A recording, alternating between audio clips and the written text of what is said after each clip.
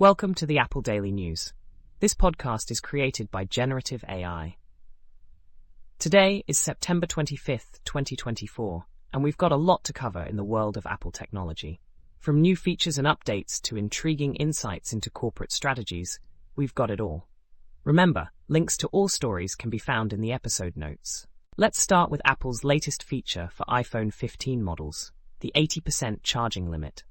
This feature is designed to extend battery life by preventing the battery from charging beyond 80%.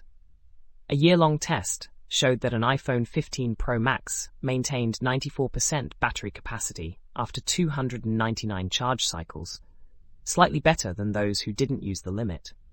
However, the user noted a faster decline in battery health towards the end of the year, raising questions about the long-term effectiveness of this feature.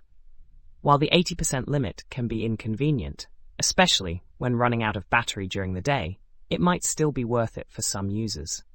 Looking forward, there's talk of a 90% limit option, which could offer a more practical balance. Next, we delve into a fascinating collection of internal memos from major companies, curated by Alexander Jarvis. This collection includes insights from tech giants like Apple, Microsoft, and Google, as well as other industries. Notable documents include Steve Jobs' agenda for a secret Apple meeting and a memo from Bill Gates on the importance of the Internet.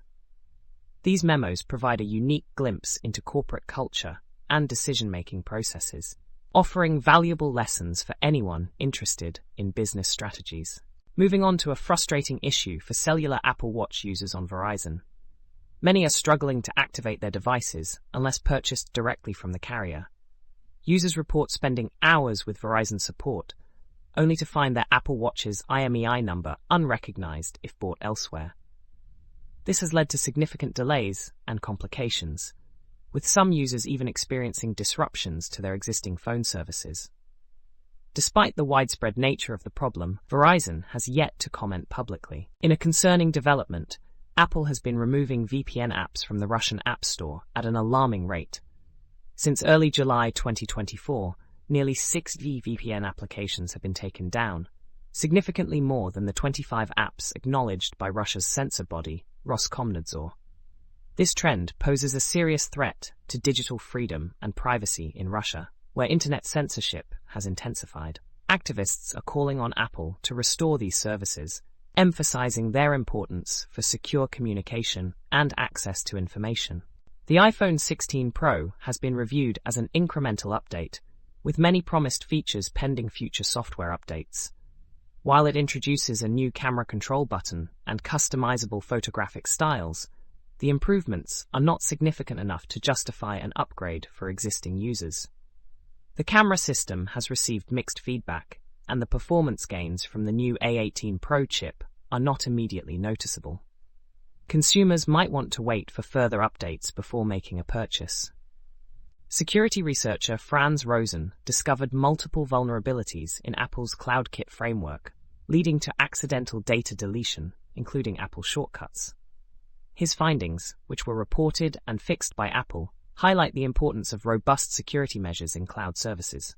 Rosen's work earned him a $64,000 bounty from Apple, underscoring the potential risks associated with misconfigured access controls. Offline Translate is a new translation app for Mac that operates entirely offline, supporting 21 languages.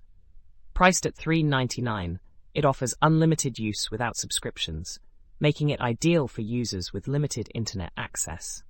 The app ensures privacy by not collecting user data and supports family sharing.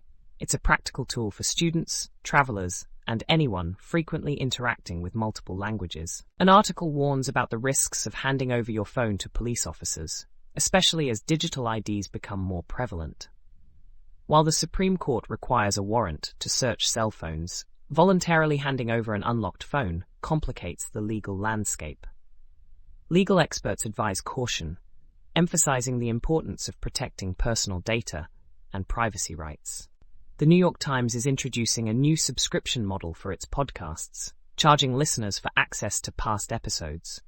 Starting next month, only the most recent episodes will be free, with subscriptions available for $6 per month or $50 per year. This move reflects broader trends in the media industry towards subscription-based models, aiming to enhance the quality and quantity of audio offerings. Buno is a new mobile programming tool offering a low-code development experience. It allows users to create personalized applications quickly, featuring a built-in database and rich API. Available for free with in-app purchases, Buno supports multiple languages and aims to simplify app development for a broader audience. Finally, Safari 18.0 has been released with new features and improvements, particularly in accessibility and performance. The update includes support for new CSS properties, enhanced voiceover functionality, and expanded Apple Pay features.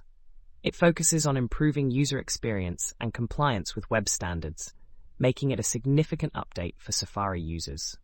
That's all for today's episode of the Apple Daily News. We hope you found these stories insightful and informative. Don't forget to check the episode notes for links to all the stories covered today. Join us again tomorrow for more updates from the world of Apple technology. Until then, stay curious and keep exploring.